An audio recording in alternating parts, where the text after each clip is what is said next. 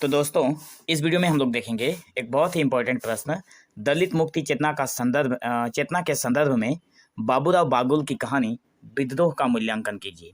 ये जो प्रश्न है बहुत ही इम्पोर्टेंट है। ठीक है, तो इसके उत्तर को हम लोग कुछ इस प्रकार देखेंगे कि बाबूराव बागुल की जो कहानी है विद्रोह, वो दलित मुक्ति चेतना के संदर्भ में एक मील की पत्थर साबित होती है।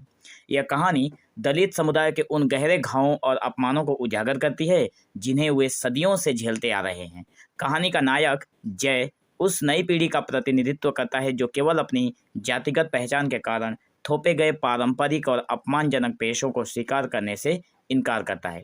मतलब इस कहानी को जब आप पढ़ेंगे तो आप लोगों को पता लगेगा कि बाबूराव बागुल की जो कहानी है विद्रोह, इसमें जय नाम का एक लड़का है जो कि आधुनिक पीढ़ी का प्रतिनिधित्व करता है और वो पारंपरिक तरीके से उसके ऊपर भंगी का काम थोपे जाने के जो अपमानजनक पेशा था उसको वो स्वीकार नहीं करता है। तो इसी चीज़ को इस कहानी में दिखाया गया है। दलित मुक्ति चेतना के प्रमुख बिंदु जो कहानी में दिखते हैं, दलितों को इन सब से किस तरह से मुक्ति मिलेगी उसके जो प्रमुख बिंदु है वो हम लोग निम्नलिखित यहाँ से कुछ बिंदुओं में समझेंगे। पहला है पहचान का संकट और आत्मसम्मान की लड़ाई। इसमें जय का विद्रोह केवल नौकरी के खिलाफ नहीं है, बल्कि यह अपनी दलित पहचान के कारण थोपी गई हीनता के खिलाफ उसका आत्मसम्मान का संघर्ष है। जो जय है वो चाहता है कि उसे भी समाज में आत्मसम्मान मिले। वो इससे गिरा हुआ काम, मतलब इतनी घटिया काम वो नहीं करना चाहता। वो शिक्षित होना चाहता है, समाज में बराबरी का स्थान पाना चाहता है और भंगी कहलाने की नियति को स्वीकार नहीं करता है। उसका यह कथन कि यदि उससे भंगी की नौकरी ही करवानी थी तो उसके मन में स्वाभिमान का दिया क्यों जलाया, दलित चेतना के मूल्य में निहित आत्मसम्मान की तीव्र भी इच्छा को दर्शाता है। मतलब उसको उसके माँ और उसके बाबा ने पढ़ाया था, तो ये सोच रहा है कि अगर मुझे भंगी का ही काम करना था तो मुझे इतना पढ़ाने लिखाने की क्या ज़रूरत थी और मेरे अंदर स्वाभिमान की दिया जलाने की क्या ज़रूरत थी। शिक्षा का महत्व और सामाजिक परिवर्तन की आकांक्षा दूसरे नंबर बिंदु में है। जय की शिक्षा के प्रति लगन है और सुकरात की भांति समाज से अस्पृश्यता मिटाने की इच्छा दलित मुक्ति आंदोलन का एक महत्वपूर्ण कड़ी है। शिक्षा को दलितों के उत्थान पर सामाजिक परिवर्तन का सबसे बड़ा हथियार माना जाता रहा है और जय का चरित्र इसी बात का प्रमाण है। सुकरात को यहाँ पे, सुकरात मतलब सोक्रेटिस की बातें की गई। ठीक है, सोक्रेटिस ने भी इसी बात की चर्चा किया था कि अस्पृश्यता मिटाने की, मतलब छुआछूत का जो छुआछूत का जो एक दौर था जिस समय में समाज में उच्च और निम्न वर्ग की जाति को दिखाया जाता था, और अस्पृश्यता के मिटाने की बात यहाँ पे सुकरात ने भी कही है। पारंपरिक व्यवसाय से मुक्ति की छटपटाहट। इसमें पारंपरिक व्यवसाय मतलब जो पूर्वज करते आ रहे हैं उससे मुक्ति पाना चाहता है जय। तो इसमें कहानी में प्रभु और भानी का जय पर दबाव डालना दलित समुदाय के उस मजदूरी को दर्शाता है जहां उन्हें गरीबी और सामाजिक दबाव के कारण अपने बच्चों को भी वही अपमानजनक काम करने पर विवश करना पड़ता है। जय जो है यहाँ पर, जय के पिता हैं प्रभु और उसकी माँ है भानी। माँ और पिता दोनों मिलकर जय पर दबाव डालते हैं कि तुम्हें भंगी का काम करना ही पड़ेगा, तब जाकर उसके मन से विद्रोह उपजता है। ठीक है, इसलिए कहानी का नाम विद्रोह रख दिया गया है। तो वही अपमानजनक काम करने का पर विवश करना पड़ता है, लेकिन जय का दृढ़ निश्चय इस चक्र को तोड़ने की छटपटाहट को दर्शाता है कि वो इस चक्र को तोड़ना चाहता है कि जो काम मेरे पहले वाले पीढ़ियों में या फिर मेरे पूर्वज करके गए हैं वो मैं नहीं करना चाहता। वही बातें वो दर्शाना चाहता है, विद्रोह करता है अपने पिता से।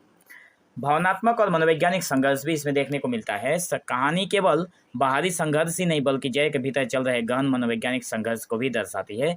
अपने माता पिता के प्रति प्रेम और अपने आत्मसम्मान के बीच फंसा जय अंततः माँ के प्यार के आगे झुक जाता है, लेकिन यह झुकाव अस्थायी होता है। जब उसे सीधे मैले का काम में धकेला जाता है तो उसका आंतरिक विद्रोह भड़क उठता है। मतलब अपनी माँ के कहने पर, अपनी माँ के प्यार के कारण वो झुक जाता है, लेकिन उसका जो झुकाव होता है वो कुछ पल के लिए होता है। जब उसको एक सीधे मैले के काम में जब धकेला जाता है, भंगी के काम से के बाद जब धकेला जाता है तो उसके मन में फिर से विद्रोह उत्पन्न हो ही जाता है। जातिगत भेदभाव की क्रूर वास्तविकता है जिसमें क्रिश्चियन साहब का ये कहना है कि जय है तो मेहतर ही और आया है मेहतरी के लिए ही। यहाँ पर क्रिश्चियन साहब हैं कहानी में, उन्होंने कहा है कि जय जो है वो तो मेहतर ही है, मतलब भंगी का काम करने वाला ही है और आया भी है उसी काम के लिए। तो ये कोटेशन में रखा गया इस शब्द को, इस लाइन को। भारतीय समाज में जातिगत भेदभाव की क्रूर और अपरिवर्तनीय वास्तविकता को दर्शाता है। यह दिखाता है कि कैसे शिक्षा और व्यक्तिगत योग्यता के बावजूद जाति ही व्यक्ति की नियति बन जाती है। मतलब अंतिम अंत में शिक्षा अगर हो तब भी जो जाति है उसी से आपकी जो व्यक्ति है जाति के कारण ही व्यक्ति की नियति बन जाती है। वो कितनी भी शिक्षित हो लेकिन जाति के कारण उसको जो करने को दिया जाता है जाति के हिसाब से उसको करना पड़ता था। अमानवीय कार्य की विभीषिका और तात्कालिक विद्रोह। 32 शौचालयों की दुर्गंध, गंदगी और कीड़े जय के भीतर के आक्रोश को चरम पर पहुंचा देते हैं। जब शौचालय साफ परिष्कार करने की बातें यहाँ पे की गई है कि जब उसकी शौचालय की जब दुर्गंध उसके कानों में पड़ती है, उसके नाकों से अंदर जाती है, तो उसको उसके मन में जय के मन में एक आक्रोश जो होता है वो चरम बिंदु पर चल जाता है। यह दृश्य पाठक को मैला ढोने वाले समुदाय के अमानवीय जीवन की वास्तविकता से रूबरू कराता है कि किस तरह से एक मैला ढोने वाला समाज या फिर परिवार किस तरह से अपने जीवन को जीता है। गाड़ीवान द्वारा बेवकूफ़ कहे जाने पर जय का शारीरिक रूप से विद्रोह करना सदियों से दबे हुए दलित समुदाय के गुस्से का एक विस्फोटक प्रकटीकरण है। ठीक है, उसके बाद है सामाजिक उदासीनता और लगाव। आसपास खड़े लोगों का जय और गाड़ीवान की लड़ाई में हस्तक्षेप न करना यह दर्शाता है कि कैसे समाज का एक बड़ा वर्ग दलितों के संघर्ष और पीड़ा के प्रति उदासीन और विमुख रहता है, केवल इसलिए कि उन्हें अछूत होने का डर होता है।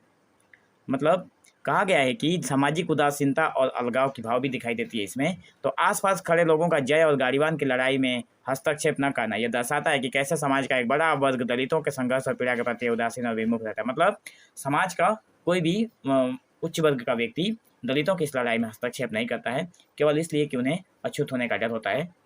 तो निष्कर्ष के तौर पर हम लोग यही बोलेंगे कि विद्रोह कहानी दलित मुक्ति चेतना का एक प्रभावशाली आख्यान है, शक्तिशाली आख्यान है। यह न केवल दलितों की यंत्रणा और अपमान को चित्रित करती है बल्कि उनके आत्मसम्मान, शिक्षा की आकांक्षा और सदियों की गुलामी को तोड़ने के लिए उनके भीतर भटकते विद्रोह को भी मुखरता से प्रस्तुत करती है।